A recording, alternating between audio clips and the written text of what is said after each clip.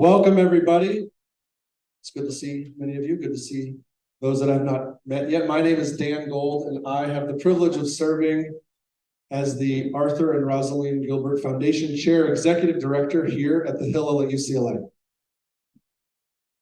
It's been an interesting 5 weeks for us, to say the least. And this program is really important for a lot of ways, which I want to share. But first, I want to start just by welcoming you to our building, of course, welcoming you to our Hillel at UCLA, and sharing with you a little bit about who we are and why we do the things that we do and how this program fits into some of that. So Hillel, of course, is a pluralistic home for our diverse Jewish Bruin community here at UCLA. And we do everything from holiday celebration, social gatherings, political conversations, to whatever our students can think of. Our Hillel's doors are open to anybody and everybody that wants to come and find a home. For today's event, it's important that I name a few people. And first of all, we want to thank the forward and editor-in-chief, Jodi Rudoren, for joining us and helping put this program on today. I also want to thank the Nazarian Center for Israel Studies here at UCLA and Professor Waxman, and of course, Maura Resnick as well, for helping co-host this, and Gage over here for joining us. Our Hillel and our Jewish community have been going through as much of our programming as we can to provide a safe and welcoming space for our students. In the last month, we've offered more programs, we've offered more opportunities to build community, and of course, it needs to be said, we've increased security to make our Jewish students feel safe. I've jotted down a few notes because it's important that I share with you what we've been doing and what our community has been doing. Because advocating for our students and ensuring that we're doing everything we can to fight and eradicating anti-Semitism from our campus has become our most important priority. We face major challenges, and we are not okay with the rise in anti-Semitism that we're seeing and that our students are feeling. Yet even as this reality has increased, of course, and we're seeing it, I think it's very important that we talk about the experience from the Jewish student perspective. I'm sure everybody in this room has read some stories, seen some videos, had their parents or having your friends or your colleagues talk to you about what's going on at UCLA. And the truth is that even with this environment and even with these incidents, the lived experience for our students is always just a little bit different. It's always just a little bit more real, both in terms of the intensity, but also in terms of the nuance of what's going on. And so we thought it was very important that when it came to sharing with you about what's going on at UCLA, you hear it directly from our students. This Hillel, everything that happens in this Hillel is run and driven by our students and for our students. That's why we're pluralistic. That's why we pride ourselves in being so diverse, because we know that if the students are going to want to do it, the students are going to want to come, it needs to be for everybody. And so when it comes to this conversation, this is the exact same thing. One final note before I turn it over and call up our panelists and our moderator. I just want to point out to our colleague, give a little bit of credit to some of my colleagues, of course. When you came into this building, if you've never been here before, Rabbi Chaim is over in the back. This building is intentional in its art, and it's in the galleries that we have. On the second floor, we have some historical artifacts from Israel and some of the political conversations around Israel throughout the years. And in this building, and this floor, in this room, we actually have student artwork from the Betzalel School in Jerusalem. And so this is a new gallery that just opened up early this week. And so actually a couple of days ago, we had a program talking about therapy in art, how art can provide a way to have therapy. And so no more important time than now, in this month, to be talking about these things. So that's all that I have to say. I want to welcome you once again to our building. I want to thank you all for joining and joining to hear from our students. And so I would like to call up Jodi, and I also want to call up our incredible students, Michaela Whitehouse, Tatiana Zinn, and Jaden Pakshasi. Please come on up.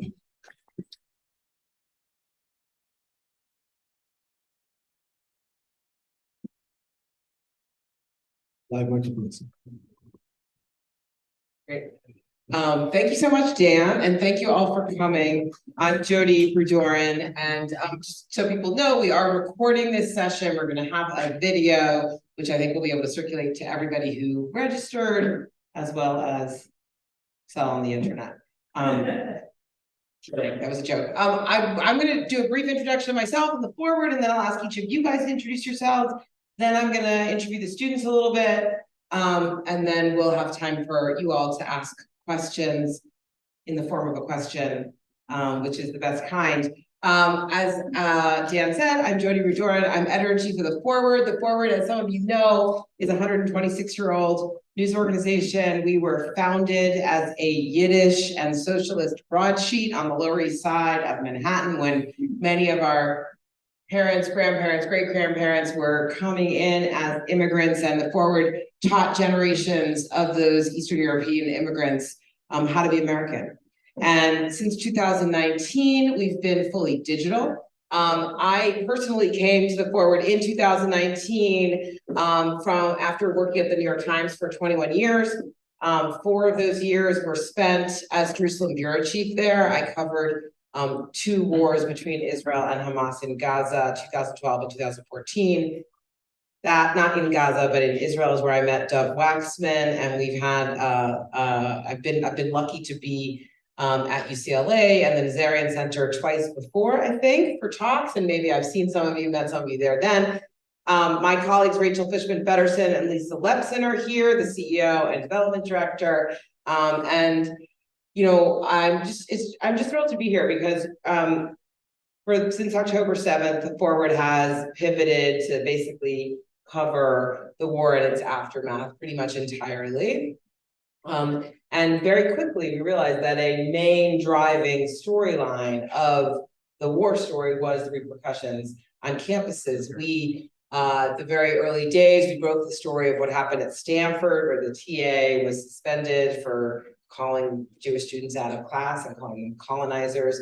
We've covered what happened at Columbia and Union and Cornell and here at UCLA. And 2 weeks ago, I guess, we basically sent all of our reporters out to 11 campuses across the country to try to figure out what it's really like to actually be a student and to hear from students, which is exactly what we're going to do today. So I'm going to ask each of you, we can start with Jaden, to just introduce yourselves, a little bit about, sort of situate yourself as a UCLA student, tell whatever 3 things you think are most relevant about who you are in the UCLA community, and then we'll get into it after each of you does that. Okay, so hi guys, my name is Jaden Panaskashi. I'm currently a... Spell that. Yes. I've been asked that before. What a question. So I'm currently a sophomore here at UCLA. I'm pre-dental. I'm a 2nd generation UCLA student and have lived here in Westwood all of my life. I am currently on the executive board of the Persian community of UCLA, of Hillel, UCLA, and I am the education director for Bruins for Israel here in Hillel as well. Hi, I'm Tatiana. I'm a 4th-year global studies major.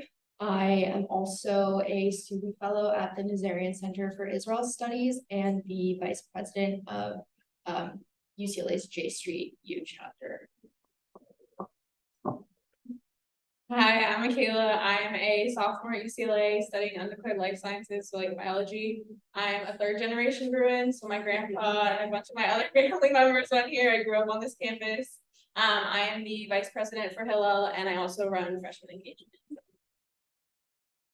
So, I mean, I'm going to just start with a really open question, because I mean, the headline on our project that we published last Sunday was what it's really like to be a Jewish student right now. And obviously, there's a million answers to that question, or at least 250,000, which is about how many Jewish college students there are. But I'd like to hear yours. Like, I know one of the things that came out in these interviews was a number of students said, it's really weird. People are calling me and ask my relatives, people I haven't talked to in years are calling saying, are you okay? And, you know, there's like bombing happening in the Middle East, but people are asking me if I'm okay. So first of all, are you okay, I guess? But why don't we just go, Michaela, Tatiana, Jaden, tell us a little bit about what you think the media has been getting wrong, what it's really like, what your lived experience has been as Dan. I personally feel that there's a lot that's being shared with the media that's not necessarily true to the campus. There definitely is a rise in anti-Semitism on the campus, but I think oftentimes the media is making it out to be worse than it is. Definitely as a student, I don't feel as safe as I did before October 7th, but I don't feel afraid to leave a classroom in a Hillel shirt or reach out to a TA or professor and say, this is affecting me. I have family in Israel. I cannot go about my education in the way I was able to before this. And sorry, just to follow up on that. So you have said to professors, I need a little extra time on an assignment or something, and the reaction has basically been fine. So after the first rally, I had a chemistry midterm the same day as a pro-Palestine, pre-Palestine rally, and I came to this building and I was like overwhelmed. I could not study, I could not like learn chemistry. And I reached out to my professor and I was like, this is what's happening. I am personally affected by what's going on. I went to this rally, like, this is my experience. Like, I had students yell at me, like, I cannot take my exam. And like, can I get an extension? Can I take it another day? And I called my parents. I was afraid to reach out to this teacher and they're like, you gotta do it. And he was so understanding. He let me skip that midterm and be able to just take that day off. And he said, just go home, like, relax. And it was amazing. So I would say I don't feel unsafe on campus. I don't feel necessarily like afraid.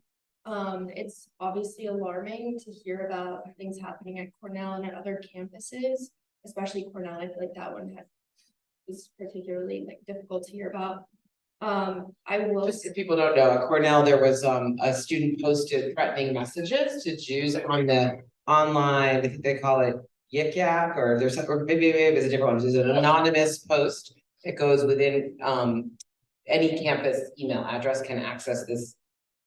Sorry, Rachel. We're gonna hold the mics closer to our mouths. So it was about 2 weeks ago, I think. There was an anonymous post threatening basically threatening to kill Jewish students. And there was a lockdown for a number of hours, and then they did arrest a student for making that post. Yeah, so I'm not super religious. I'm not like visibly Jewish, but my dad was like telling me to take off my Hindavi like necklace, and that was difficult. Like, and did you take it off for a while? No, I didn't. But did you tell him? Yeah, I was like, I'm not taking it off of it, but yeah, it's just scary, and I feel like there's also a lot of invalidation of like the Jewish community's grief and trauma and like pain. And I personally don't think it's productive to discount like the trauma and the grief and the intergenerational trauma and pain of Jewish and Palestinian students in the diaspora. And so that's been also difficult to contend with, but I don't feel the same. I think currently the situation that I've just seen over the past 5 weeks is almost two extremes just rising, which is so many of my peers and myself feeling the need to stand up to things, to speak. But when speaking to a lot of my peers, what it seems to be is not knowing how to express that. And so sometimes going silent and walking the other way. Or when they see any on their phone on Instagram, if there's any pro-Palestine protests going on, trying to find a way to kind of navigate around that because they don't even want to see it. Because I know you don't, I agree with them. There's not a feeling of direct uncertainty, but there still is a feeling of discomfort with what's going on. Today, we saw something that started being plastered around the walls of UCLA, which was basically them copying the format. You've all seen the kidnapped posters that we've done. So they copied the format and murder. And of course, that's okay. But instead of putting an Israeli flag or something like that with blood, they put a Jewish star. And so things like that just make me uncomfortable with being too visibly Jewish around certain people, because I don't know what people are going to think. Because a lot of times now, the association between support of Israel and a Jew is becoming a very hard line to determine. So I think that's where a little bit of myself and a lot of peers' discomfort come from. And a lot of my peers don't even attend pro-Israel rallies or anything like that because they are worried. Yeah, I want to get into that, James, a little bit, because obviously Jews in general, or people in general, have like a lot of different views about Israel. Many of us spent the last year before October 7th. I mean, there were the largest street protests against the government of Israel in history. Many American Jews supported those protests, were critical of Netanyahu. One thing that students were sharing with me right before we started was I think last Wednesday there was a rally where there was a piñata with Netanyahu's face and some anti-Israel activists beating the piñata. But I was in my head, I was thinking, you know, a lot of left-wing Israelis and American Jews would have been happy to beat up a piñata with Netanyahu a few months ago. So I wonder, is there any room for that kind of the sort of differences among how people who are upset about the Hamas attacks and support Israel's right to defend itself, what they might actually think about Israel, what they might think about the Palestinians suffering? Do you feel like people are engaging in that? I think Dan used the word nuance, which is one of my favorite words, or you use the word, Jaden, we and they, and does it feel very kind of polarized in that way? I would say you're 100% right, and we all know when it comes to Jews, one Jew has a million opinions.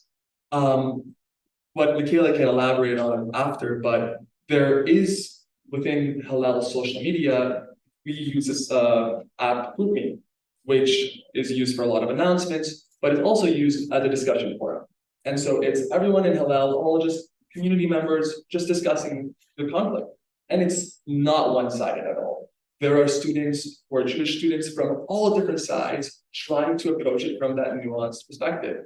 And so you can see just thousands and thousands of messages every hour of people just talking about things going on campus and either saying, okay, you're being a little too extreme. No, you're being a little too extreme. So definitely, even just within the Jewish community, I'd say the nuanced aspect is very, very prominent there. Sure. Yeah, so Hillel is, as Dan was saying, a pluralistic like organization. So we have students who believe every range of things when it comes to Israel and Judaism and how they represent that. And so this discussion space also has all those students sharing their thoughts. And as Hillel's board, we moderate it and make sure it never gets too far one way or too far the other, and there's no threats or anything being said. And it's been a pretty good space for students to be able to share, I think this, and another student says, well, you may not be you may be misunderstanding this, you may not be seeing this, and students having the inner ability to be like, oh, like I see where you're coming from, like I am missing that. And I think that's a lot of what's being missed as a UCLA community, is we're not willing to have these conversations of you're coming from this side, I'm coming from this side, let's discuss this. Like we may not be so far off, but when you come and attack me or you say anti-Semitic things, we're not going to be able to have that conversation.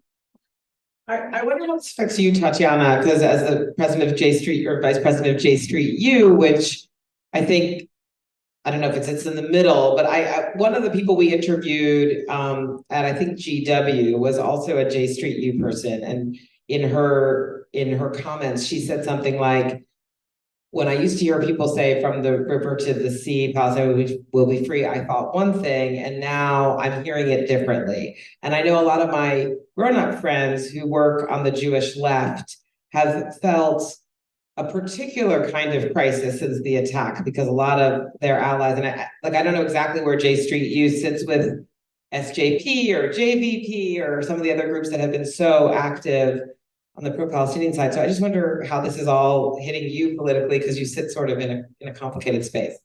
Yeah, I would say it's definitely been complicated. My friends and I who view the conflict in a certain way, as Jews, of course, we were heartbroken on October 7th, and just heartbroken. But it also feels like when J Street is not all of our members are Jewish, and it kind of reaches across the aisle.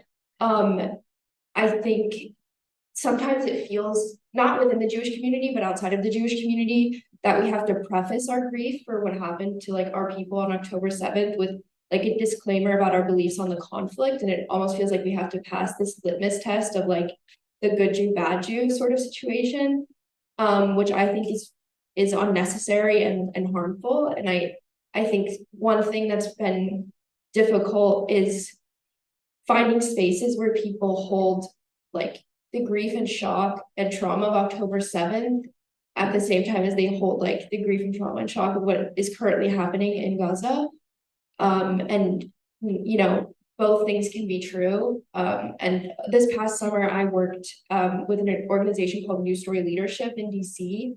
And they brought 10 Israeli and Palestinian activists, and so who are now in Israel and Palestine. And I've been talking to them and reaching out to them about what's been going on. And I think what's really beautiful is there's very much a sense of solidarity between the Israeli and Palestinian activists. But I do think places where there is nuance, I mean, it feels very few and far between. I want to hear more about litmus tests. I wonder what all three of you are experiencing in terms of, does it feel like you have to say a certain thing before you say another thing, or that there are litmus tests around certain words? And like, I feel like I know a lot of Jews, anybody who says colonizer or genocide, it's shut down, you know. So what are the litmus tests on this campus, or what are the triggers on this campus you think that divides, as Jada was saying, back into we and they?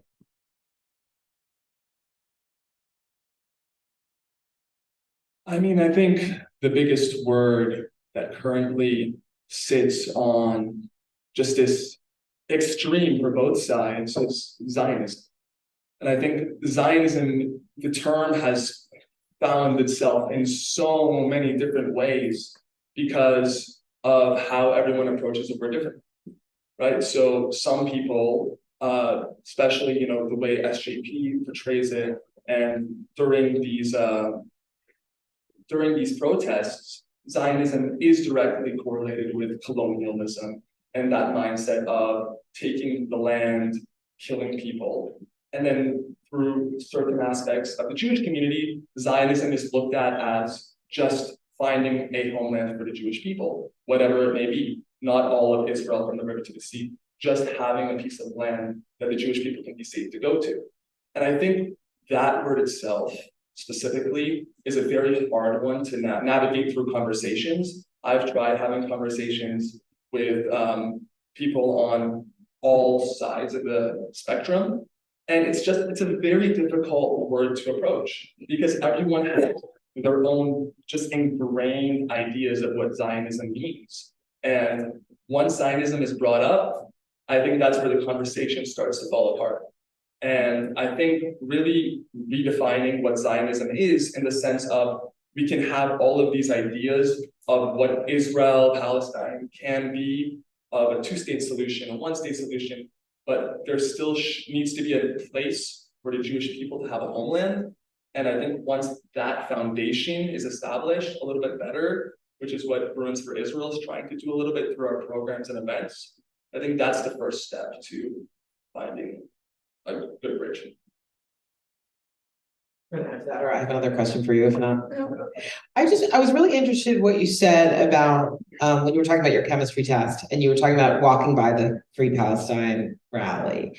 And you can start, but I'm interested in all three of you, sort of a two-part question. Like, first of all, like, did you purposely go to see what was happening there, or you happened to buy it, or kind of? I'd love to hear a little bit more about both what you're doing actively on the campus. I know Jaden, you organized a rally, so you can talk a little about that.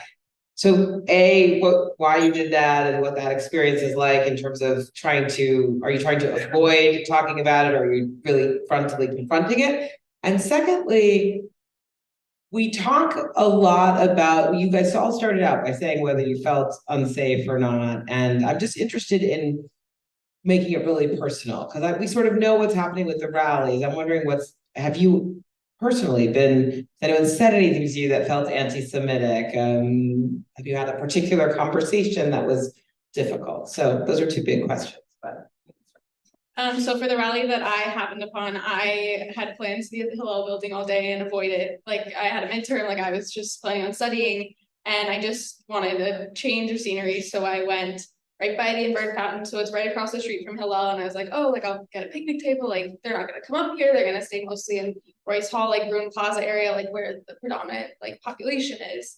And they started you could hear them coming, and as I was leaving, like they were just so like it just felt like mass amounts of people who for the most part were totally safe, like totally peaceful, like just like asking for their people to be free and for free Palestine. But when they say chants of like from the river to the sea, and there were a few students who were saying things against the Jewish people and holding signs that made me very uncomfortable. And for the most part, like they totally have a right to say whatever they want to say, but those few things did impact me, and I came right back to the Hillel building, and I called my parents, and I was like, I don't know what to do. Like this was the most unsafe I felt. Like for the most part, I felt pretty safe on this campus.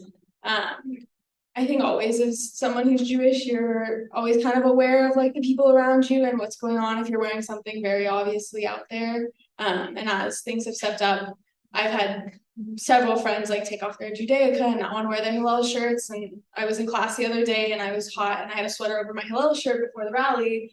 And I was in class and I was like, can I take my sweatshirt off? Like, this says Hebrew letters on the back. Like, what will students say? Like, what are my professor, like my TA grades my work? Like, is he gonna think differently of me if I take this off without like asking me of my beliefs? He'll just assume. And I ultimately took my sweatshirt off and I was like, no, like I'm Jewish, like I'm proud of this. And this, like, if he wants to ask me, he can ask me. If somebody wants to ask me, they can. And when you talk about feeling unsafe, feeling unsafe in that moment, when you sort of heard the chants, were you like literally thinking like they might hurt me physically, or more just like this is totally unsettling? There is this.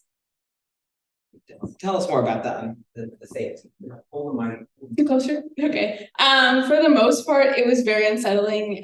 This was kind of the first big rally that happened on campus, and I naively didn't think that, like, I totally understand that the issue is very complicated, but I didn't quite realize how affected I would be by it. Like, I totally understand where people are coming from, that there's 11,000 people, like tons of people who have died. But when they were chanting and directly holding signs that affected me, like I thought, oh my God, these people around me, like they'll see I'm reacting, they'll see I'm Jewish, and they'll be like, how dare you support whatever you support. And I didn't think anyone would physically come for me, but just the overwhelming numbers, I felt very alone. And not sure if I could express this to my friends, if I could express this, like I didn't want to burden anyone with my feelings. How about you? Can you talk about, Tatiana, what's the most personal it's felt in the 5 weeks?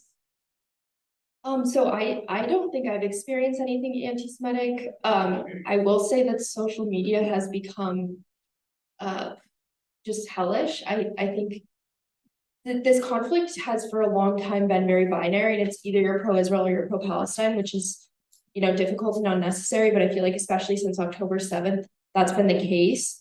The thing that bothers me the most is like the conflation of Judaism with Zionism, and like if you're Jewish, you must feel this way about Israel, you must feel this way about what happened on October 7th or what's happening in Gaza. And it doesn't feel good for people to make assumptions about your beliefs and what you stand for. Also, just this persistent like denialism of the other side. So I've seen Jewish people posting stuff that totally like negates what people in Gaza are going through right now. And also just in the diaspora, like I know that Islamophobia is also on the rise, and that's something that we shouldn't ignore. I think just this like denial of pain and trauma on both sides, which is really distressing. And I have a friend who posted the list of all of the Israelis who died on October 7th and was like, well, half of them are in the IDF. So like, they're inflating the numbers or whatever, or people saying like, we can't trust the numbers coming out of Gaza because Hamas runs the health ministry. I don't know, that I think that's the most difficult thing for me to contend with, and also feeling like I have to explain myself so that I'm not accused of like, or so that people don't think I'm like a colonizer, or that I support Bibi or like support the government right now. So that's been the most difficult. Are you guys finding, you all have talked a little bit about the pluralism within Hillel or within the Jews on campus. I presume as college students, you have Jews you socialize with and are friends with, and non-Jews. Have you found yourselves kind of retreating into your Jewish friendships or Jewish spaces more, or is it the same? I've definitely been here more. I've been trying to plan programming to help other students who are dealing with on campus. I think a lot of the time when I'm around other non-Jewish students, it's just not talked about. Like if they're my friends, we just kind of ignore it. Or like for the first time this weekend, like I had a friend come up to me who's non-Jewish and who's not affected by this personally and say, like, do you mind if I ask you some questions? Like, I know you're involved in this. Like, I just like want to hear another perspective. And she shared with me that she had a high school friend reach out to her and say, how can you not be posting like on social media? Like, how can you not be involved in like the pro-Palestine stuff and like not be taken aback by the loss of life? And she was like, I just don't know what the correct answer is here, and I don't want to get involved on social media. So how did you feel about her asking you? How did you? I was really touched by the conversation because she was the first person who kind of was willing to have an open and educated conversation. Like she had done her research, she was willing to listen to me, I was willing to listen to her and where she was coming from. And it was really nice to like have somebody not just say like, oh, like I know things are hard, like I'm here for you. Like there doesn't feel to be like as much in that as like, can I ask you questions? Like, are you okay? Like I want to understand. Like somebody wanting to understand really touched me. I think something I'll say is that, yeah, I found myself definitely finding comfort in my more Jewish friends, my Jewish community. But I think something that I've noticed when talking to a lot of my friends is they kind of block out everything non-Jewish and just say, okay, why have a conversation with anybody who even barely supports the other side? Because that's really what I personally believe in, is I think that educating yourself on all sides involved is the only way to find some sort of compromise. But I think a lot of people in the Jewish community are basically blocking everything out because of that discomfort and feeling a little unsafe, or as you were talking about with Rally. But I think, I mean, if you don't mind, I want to share a little sentiment, kind of going back to the other question as well. There was a moment, especially during the first week or two, where there was a lot of vigils. There was a lot of different vigils being held. There was an Israel vigil to remember all of the people killed on October 7th. There was an amazing SJP one for both the Israelis and the Palestinians. And then there was one, my apologies, J Street, and then there was the SJP one for the Palestinians. And they had said to remember the martyrs. And when I initially looked at the Instagram, I said to remember the terrorists, Hamas, the martyrs. And so I posted that. And I was reached out to by a friend who said, no, what they mean by martyrs is anyone killed in Gaza. And myself, I was very curious. Is this correct? Is this not? I took it off my story and I went to the SJP vigil. And in fact, almost 100% of what they were speaking about was about innocent Palestinians killed in Gaza. And I looked at the BFI president and we looked at each other and we said, what's BFI? Bruins for Israel. And we said, we're one of the same. The Israeli community, the Palestinian community, we are one of the same, just experiencing these atrocities all from Hamas. And I genuinely don't think, if I didn't go to that vigil, which all of my friends were saying, why are you going? Why are you going to this vigil where there's no one who believes what you believe? I went and I would not have gotten that perspective. And I think that, again, with more people on all different sides of the spectrum, kind of experiencing that more and educating themselves more on different sides, having the conversation that you dread, I think that's, I know I'm having the conversation you dread, is that what you said? Yeah, having the conversation you dread, because learning more about all of the sides, that's where you find that unity. And I think that's where you kind of feel a little more safe, because you say, okay, there is this common ground that we can approach things from. And I don't feel like that's a completely separate thing that is completely against what I am. I'm really glad you brought that up. Great, thank you for sharing that experience. One of the things that's happened in the last week is a number of campuses have actually suspended or banned SJP or JVP, the Students for Justice in Palestine, or the Jewish Voice for Peace. Brandeis, Columbia, University of Florida. So I was interested in what you guys think of that. Do you think these groups should be banned from being official student groups, or how do you guys feel about that? I don't think they should be banned. I think if individual members of the groups are anti-Semitic or, threatening Jewish students, then I think that should be dealt with on an individual basis. But I don't think there's anything inherently anti-Semitic about SJP or JVP, although I disagree with a lot of their positions on the conflict. And I think removing them as student groups from the campus, that's a really dangerous precedent for freedom of expression. And so I support their right to exist on college campuses as long as, their conduct doesn't violate the law or hate crimes. I think that's what I'm.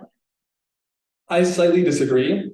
I know that a lot of these instances where SJP was banned or suspended, it was for blatantly showing their support for Hamas, which is a recognized terrorist organization. And not only that, but within the Hamas charter, one of the explicit things that it mentions is that their goal is not to create a Palestine. Their goal is to kill Jews. That is in the Hamas charter. I'm not over-exaggerating. There are multiple mentions of that. And I think when a group supports Hamas kidnapping and not only doing that, but raping and terrorizing innocent Israeli civilians, not IDF soldiers, innocent Israeli civilians, I think that is where you can say, okay, this group is supporting terrorism and the extermination of Jewish people. And that's where I think you can say this may be justified. So a couple more things and then we'll open it up a little bit. One is, Jaden, you mentioned this to me before, but there's a number of things that there's like what's going on with students, and then there's what's going on with grownups. Some of them university officials. There was, the first few days of this conflict, first few days of the aftermath of the attack was all about what were the statements that university presidents were making? Were they worded in a way that people liked? And there were protests about that.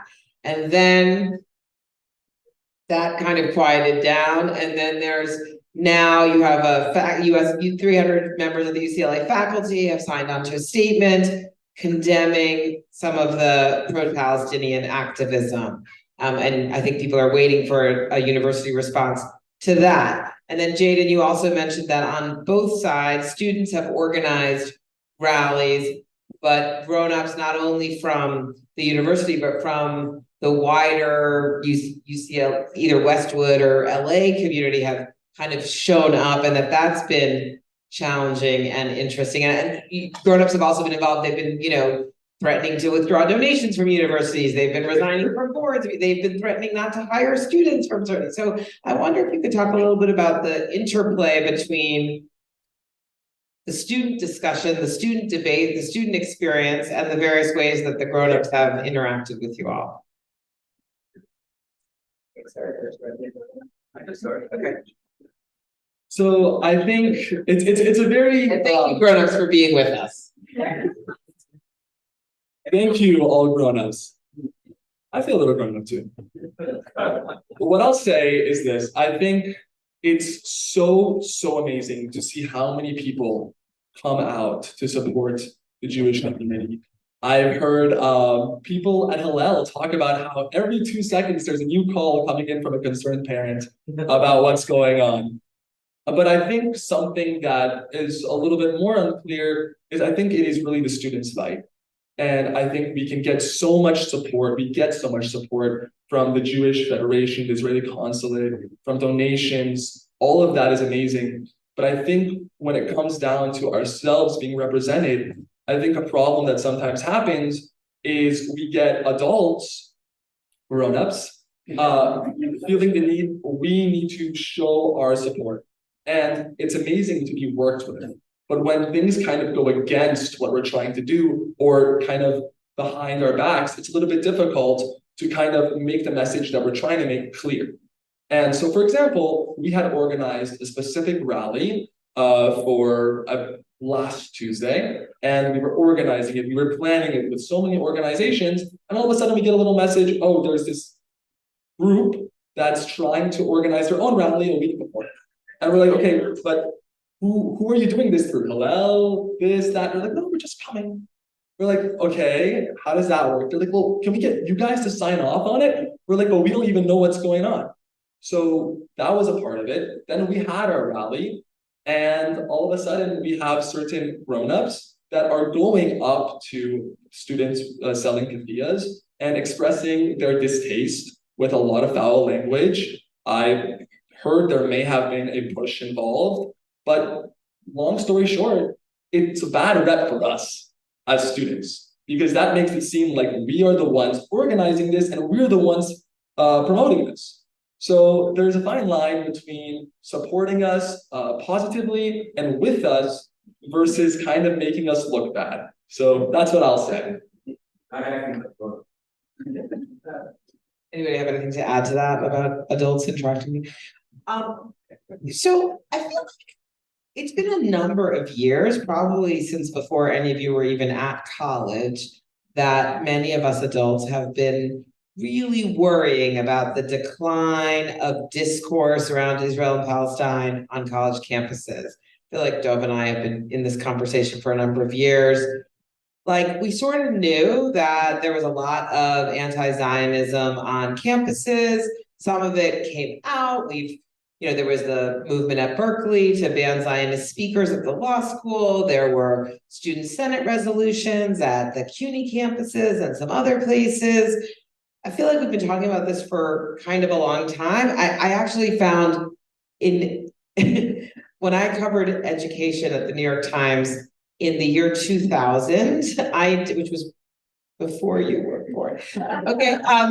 Yeah. Anyway, I did a story about, I think it was APAC, was doing a training for college students about like how to brace themselves to defend Israel on campus. That was like before the second Intifada. So this has been going on kind of a long time. And yet it seems to some grown-ups, adults, is that a better word, adults? Anyway, you guys are adults and grown-ups, whatever. It seems to some old folks, to some Gen X types, that what's happened since October 7th is like totally shocking. We had no idea it was this bad. We had no idea something. So I want to know whether you guys were surprised or not, or which parts of it have been surprising versus what you were kind of already engaging with, already prepared for. What has felt new and different and surprising, or is this what you would have expected? I mean, not like we could have expected the Hamas attack. I think for me, the biggest thing has been how quickly people have like gone to the extremes, especially on social media. Like, people I know from high school who were never very involved in the issues or ever expressed any opinions are suddenly reposting like very extreme perspectives without like looking through it or making sure the facts are correct. And I think also there's a lot of younger people who are turning to influencers or people and like reflecting whatever these influencers they follow believe and taking that on as their own beliefs without doing due diligence for themselves. And I think that we're really missing having conversations with each other and not expecting that the extremes represent the whole populations. And I think that's a big issue on UCLA's campus as well, is that the extremes are what's making it into the newspapers. It's what parents are reaching out to us and concerned about, oh, I've heard this about this side and this about this side. And really, I think the majority of students fall somewhere in the middle or somewhere like very low on either side. And that's a big issue, is that that's the only thing that we're seeing. Yeah, I agree. I think people have reacted in ways that were much more extreme than I would expect. JVP, Jewish Voice for Peace at UCLA, posted something on October 7th, or maybe it was October 8th, celebrating the Hamas attack, and saying that resistance by any means possible is just and good. I would not have expected that from Jewish students. I also did not expect people to, advocate for the leveling of Gaza, to turn it into a parking lot, to wipe it off the face of the earth, like that would be genocide. And that really bothers me to see people advocating for that. People on this campus say that.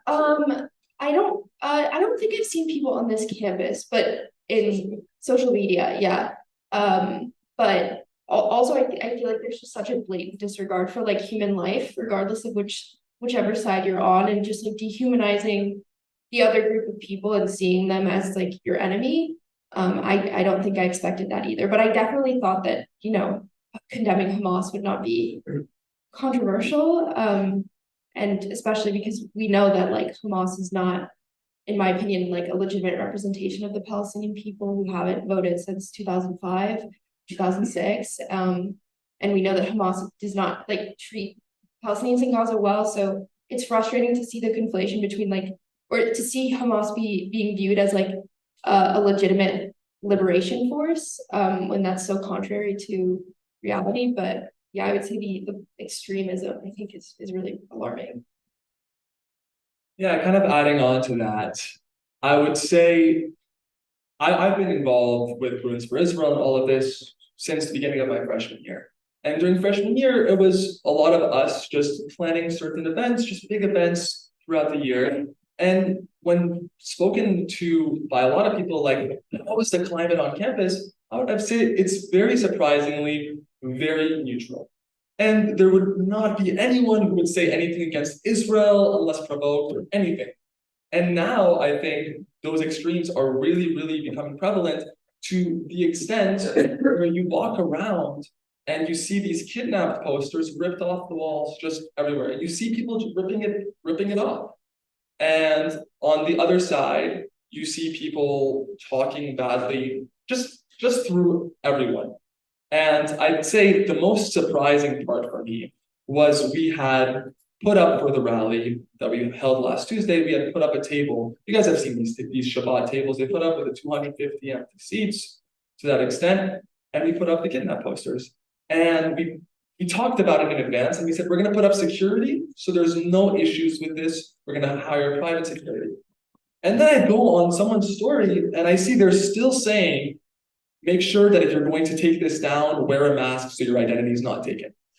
And I think that extreme surprised me. Because, of course, you can use your words, you can discourse, you can scream whatever you want, but actually promoting the taking down of these things that you're calling propaganda, I think that was the most shocking to my core.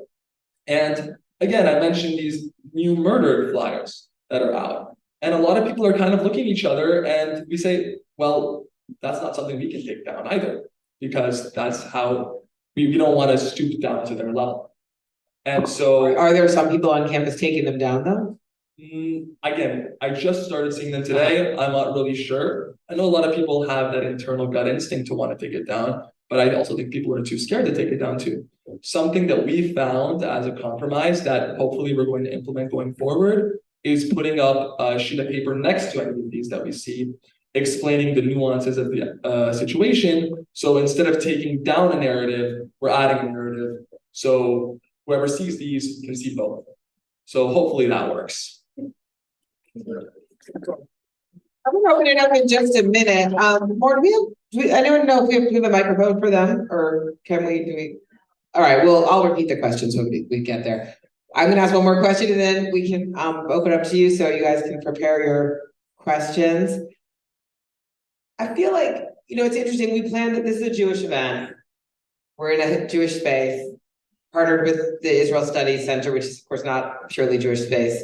But we're a Jewish news organization, Hillel is a Jewish space. So we don't have a super broad array of student perspectives here, right? We have 3 Jewish students who are active in Jewish organizations, and that was a choice that we made. And I get the sense that it has become rarer on campus for people to really talk with people who really disagree with them about this issue. Maybe that includes also people farther to the right on Israel from you as well, but I think it certainly includes the folks organizing the Free Palestine rally. So this is a little, I don't want this question to sound too kumbaya because I'll get a bad reputation, but no, I'm interested in like what you would say to the people you kind of can't talk to right now, the people who you don't think are listening or who you feel so distant from. Like, is there a thing you'd like to say about how you feel about this situation or what you hope would happen in the Middle East or how you feel about campus that you kind of, again, feel like you couldn't even get to that place in a conversation, but you would if you could?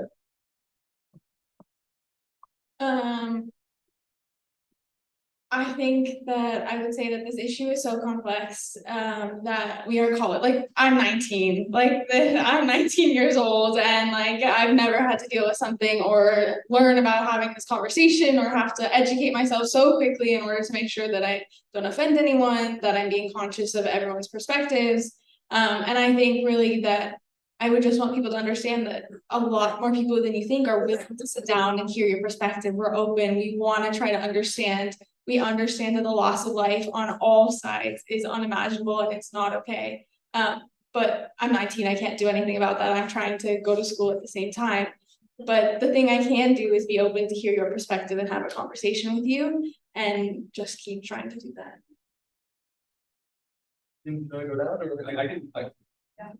Okay, so I would say the biggest thing, and I feel like I keep emphasizing it, is I really do think that the best way to go forward on all sides is to better understand all perspectives involved.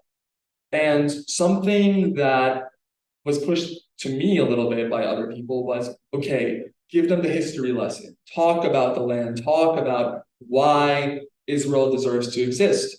And I don't think that's the right way to go around with any regards. I think the right way to go around from every single side is we all have a reason that we are emotionally connected to this.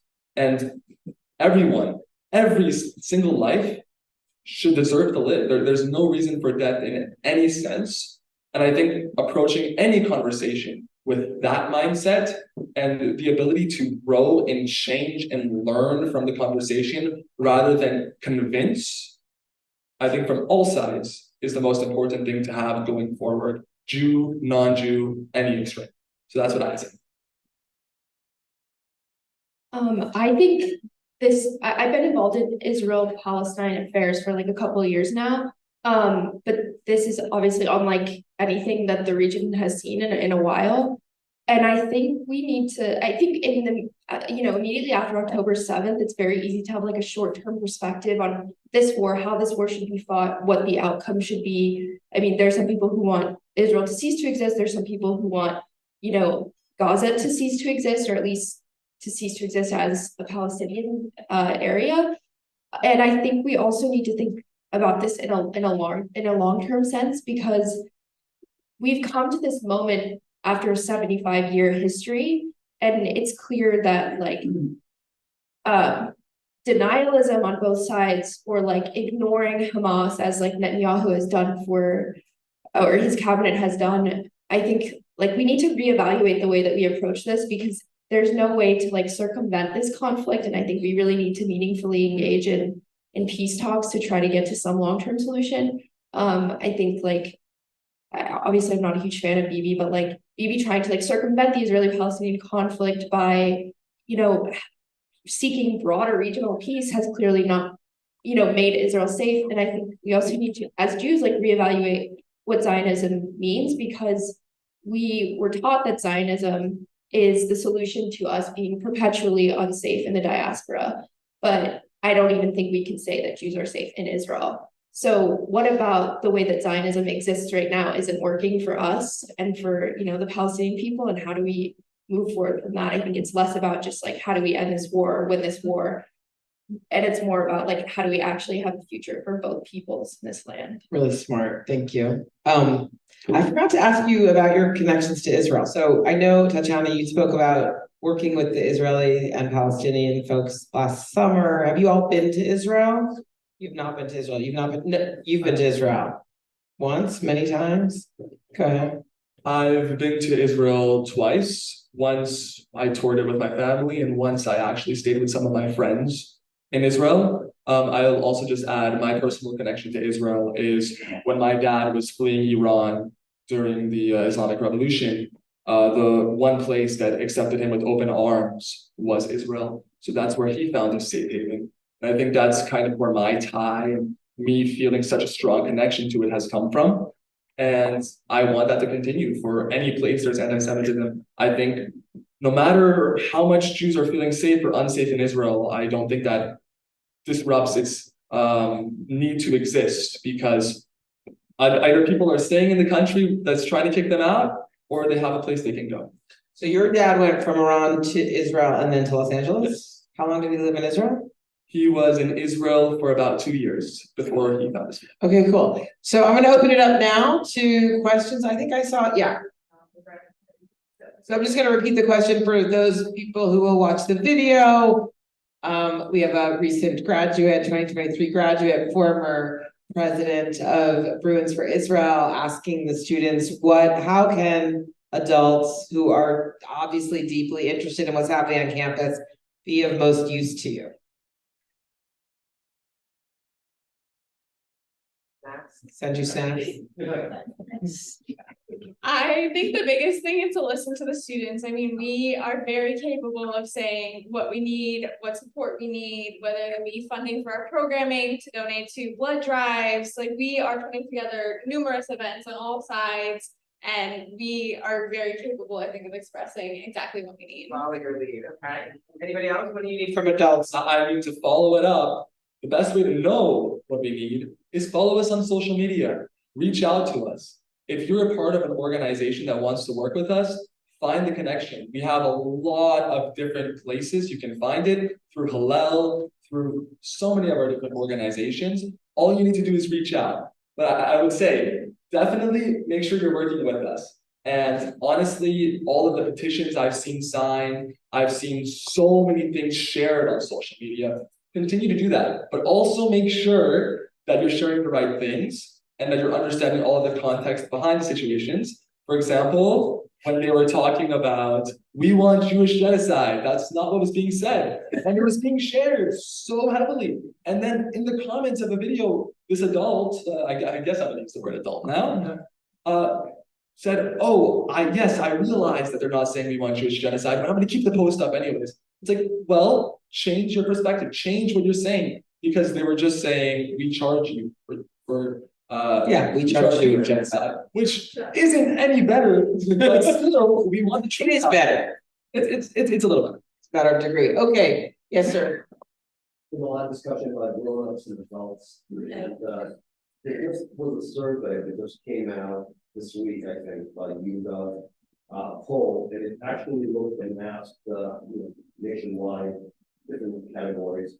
How many people support Israel? How many support Palestinians? So from 8 to 29, 26% supported Israel nationwide, and 24% Palestinians. And then those numbers started to change by the time you get to 45 age to 64. It's 42% of people support Israel, and maybe 8 or 9% of Palestinians. And for anybody over 65, it's 54% of the population supporting Israel, and like a handful or whatever, 5%. It doesn't even show that percentage. My question to you is, how do you explain that difference between the grown-ups and you guys who are the grown-ups?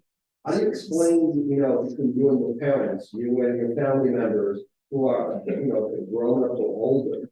And why? Why do you think that's the So the question is, there was a recent poll out by u.gov showing that the breakdown of when asked a very straightforward question, do you support Israel or the Palestinians? The percentage of folks who would say I support Israel is much lower in the 18 to 29 group than in any other age grouping. It's very lopsided. So how would you explain the high support for Palestinians, low support for Israel among your generation? I think that the Israel that our grandparents and our parents grew up with is very different than the Israel that we've grown up with. Like my dad was born in 68, so a year after 67.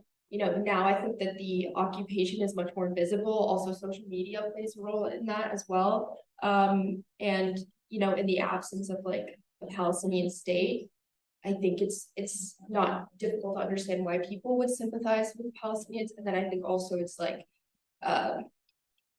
hating the government of Israel or hating the IDF doesn't mean you like hate the Israeli people, but I think it does make people less supportive of like the state of Israel as this political institution. Anyone else? I can go, you go. I think it's a difference in experiences. I think when it comes to people over 40, there was this growing up after World War II, after the Holocaust, and it was very clear why there was a need for the state of Israel. And I think coming to students now who were born in the 2000s, who were born far after World War II and all of the consequences of World War II had finished, I think they don't understand the extent that Israel is needed because they did not live through World War II after World War II. And it's a very different time. It's a very different time. And I think a lot of people are waking up right now to the need of Israel. But I agree, there is definitely needed to be ideas on the nuances. But when it comes to the extreme, I think that's where it comes from the experiences. Okay, great. Let's see. Yeah. Close to you. Okay, so the question is basically about in this world, in your generation, intersectionality is a big buzzword. And as people have fluid identities and multiple identities, and within the intersectional context, a lot of politics is defined as who stands with who. So the question is, how do you think the experience, post-October 7th experience that has been so difficult and divisive will affect your ability to engage on other political issues with people who may have different identities or may have been on a different side of this issue? I think personally, it's been really hard to see other intersectional groups come out very in support of pro-Palestine. I totally understand the perspective and the immense loss of life that is unimaginable and not in any way okay. I personally don't think it will change how I would interact with these groups as other political issues come out, because I can see their perspective. I can understand where they're coming from on this issue and why they would support that side. I think for me, it's really hard that they wouldn't necessarily come at it from the same perspective as I see myself coming at it from, that they wouldn't potentially try and understand that there are still 240 hostages who deserve to be returned. So that's yeah, I think I agree. I think the only situation in which it would become like difficult to work alongside someone who has a different opinion with me is like the point that it crosses into like anti-Semitism. But if they can respect, me being a Jew and advocating for whatever cause, then I don't think it's as big of an issue as it might seem. I'll add one thing.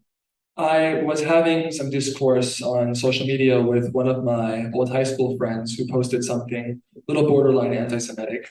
And I was talking about the situation. And one of the things they brought up, they were Armenian. And they said, where were you when I was posting about the Armenian genocide? And I really thought about that for a while. And, we obviously support this so strongly because we have so many ties to Israel.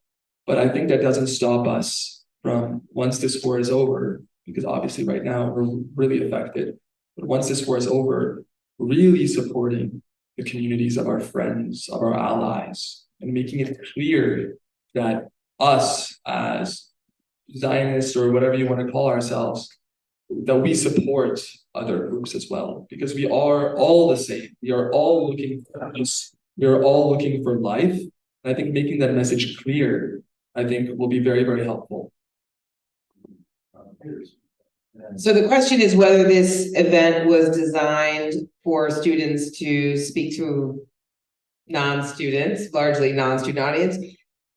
And the answer to that is yes. I think the second part of the question is, would the answer to that is yes. Dan in particular, Dan Gold, who runs Hillel, said he thought that was what the students most wanted, was to have an opportunity to share their perspective with largely an adult or a non-student audience. I'm going to use non-student. But the second part of your good question, I think, is, do you like, was Dan right about you wanting that, or would you prefer to be also talking to your peers right now, who may watch it on video? But I definitely think Dan was right. Over this last month, all of our organizations have hosted spaces for students to come and share their perspective. BFI has had numerous opportunities for students to come after rallies, after things, and Jane can speak more on that. Hillel has had a bunch of meals open for students to come and share, and I think we really wanted this. And Dan's idea behind this was there are a lot of parents calling into Hillel. Our parents are calling us every day. My roommates' parents are concerned, and people in the community are asking how they can support us. Like, is what's being showcased on social media really the atmosphere of the campus? And so I think that's what the goal of this event was. I will say also, when we called up, we reached out to Dan and to Dove and a couple other people to be like, hey, we're going to be in LA. Can we come to UCLA and do an event with you? I think we were like, let's have a bunch of Gen X types and one student or something. And Dan said, why don't you just interview the students about their experience? And I was like, okay. So we had the dumb idea of having us talk to you. And I'm glad that Dan had the smart idea of having you talk to us.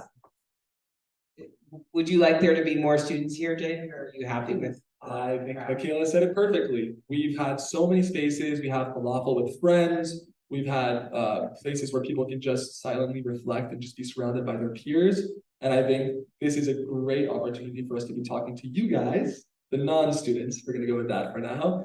And yeah, thank you guys for coming too. We'll just take a couple more, and then Dove is going to take us out with a couple more words. Yeah, go ahead, sir. Yeah, so the question is, UCLA boasts of its diversity and protection of minorities. In what ways is the university officialdom supporting you, protecting you, giving you any services or counseling in this time? So UCLA does offer, after October 7th, they started offering counseling in their resource center for both students affected from a pro-Israel standpoint and from a pro-Palestinian standpoint. They also recently released a statement condemning Islamophobia, anti-Semitism,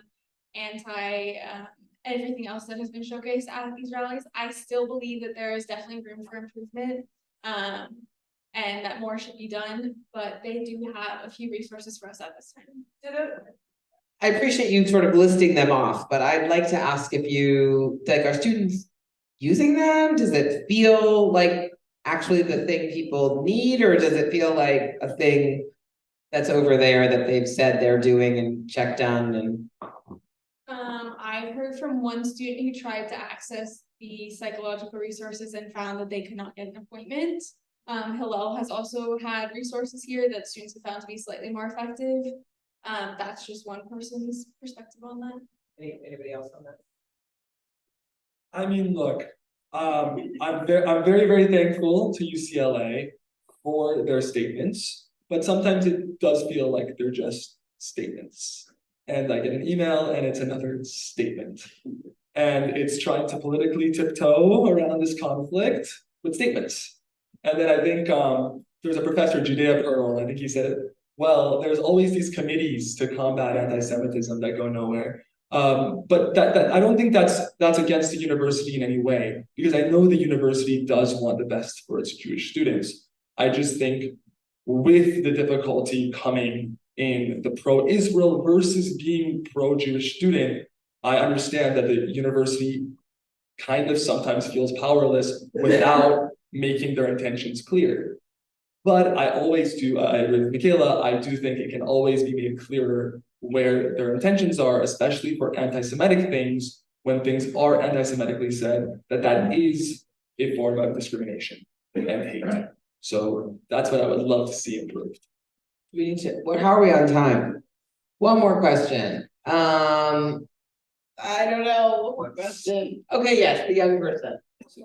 The question is, what advice would you have beyond education to help kind of bridge divides and get more conversations going on campus?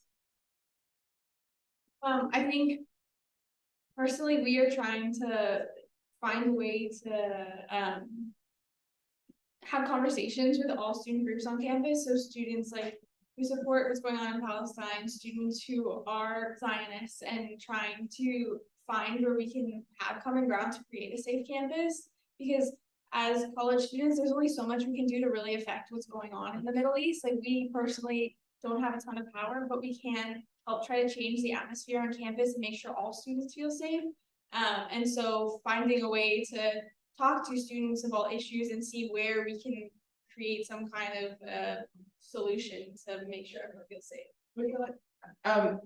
You just reminded me of something I forgot to follow up on before, which is I think you mentioned something about a blood drive, and it sounds like maybe you guys are moving towards a little bit of a different kind of activism to sort of to do things that are focused on how you can actually help the situation. Can you guys just tell us a little bit about activities that you're actually planning on campus that maybe aren't about anti-Semitism on campus, but are about helping people in Israel? I think if that's what you're talking about. Yeah, so we had, I think the week after October 7th, Hillel hosted a blood drive where all of basically the UCLA Donor Center is amazing. And while we cannot directly send our donations of blood and plasma to Israel, they give students gift cards for donating, and they give student organizations gift cards for the number of students that come out. And so we promised to send whatever funds we made from that to all civilians impacted by this conflict. And we had 15 people come out to our blood drive. 6 of them have never donated before, which was an incredible turnout. And we are hosting another one, which is totally open to anyone in the community. It will be advertised on Hillel's Instagram.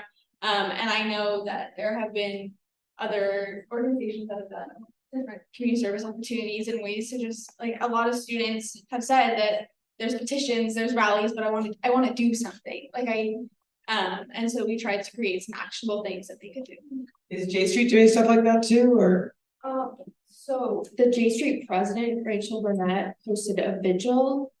There is some, because we're part of like a national organization, there are some things that we would want to do but aren't able to do.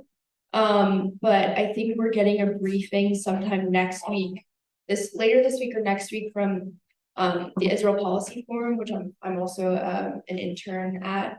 But yeah, as for actionable items, it's kind of hard. But I think what Hillel is doing is really amazing, and the blood drive especially. Yeah. I wanted to quickly answer that question that was asked. The question was in regards to what if education isn't working. I'm going to put 2 answers out there. Number 1 is allies. I think I mentioned that before, and I think it's a really big thing, is finding your allies, finding other groups where you can support each other, hosting cultural nights, showcasing both types of cultures, all of that. I think finding groups that align with yourself, I think, is one of the biggest things to do. We're hopefully planning on hosting some events with some of the Indian clubs and some other clubs here on campus. So that's one thing. Other thing I'll say is I don't think it's that education isn't working. I think sometimes parts of the education is just flawed. And I think a part of that comes with better vetting of educators and curriculum. There is been so many instances over the past few weeks because there's been emergency teach-ins by people who want to talk about the Palestinian perspective. And for example, not even through an emergency teach-in, but through his own class, his own business class, my roommate was hearing them talk about the 1967 war and how Israel was attacked because of oil and all of these oil situations going on. And because they had word, Egypt had word that Israel was going to attack them. And maybe there's new news going on from 1967 that we just got down. But I really definitely think that sometimes if it's not that the education's not working, it's just that it's the wrong type of education. So I'm going to say that as well. Thank you, Jaden and Tatiana and Michaela. I'm looking forward to the day that we can go to get our teeth fixed by Jaden and Dr. Michaela, and of course, when we have needs for human rights law, we will have Tatiana. It's really amazing to meet all of you. Thank you all for coming. Dov Waxman is going to take us out with a few words. And we'll it's really just been amazing to have this conversation, and thank you for your smart questions. And we'll be sharing the video. Thank you. So I don't want to keep you all because we only have a few minutes. First of all, I want to thank you, Jodi, for coming to our campus and for moderating this event, asking fantastic questions. And I think it's been really illuminating for everybody. I want to thank Dan as well, not only for hosting this event this evening, which is really important, but for everything that you've been doing and that Hillel has been doing for the Bruin community and for the Jewish community here at UCLA. It's been very challenging and I'm very appreciative. But most of all, I want to thank the students. I want to just say, one of the great privileges of being a professor is that I do get the opportunity every day to hear from students and to hear how smart they are, how thoughtful they are, how empathetic and compassionate in many of the ways in which it's not conveyed in the media. And it's often, I think, sometimes really unflattering portrayals of young people today, young adults, right? They in many ways have, I think, displayed more maturity this evening than many older people. But I say, I give a lot of talks, and I'm always asked what's happening on campus and are the students safe? And I want to say, listen to them, hear from them, because when you do, as I do, here is a more nuanced message. It's not that there's no concerns. It's not that they haven't had hard times or sometimes have had anti-Semitic experiences, but it's not the very crude, simplistic reality that's often depicted.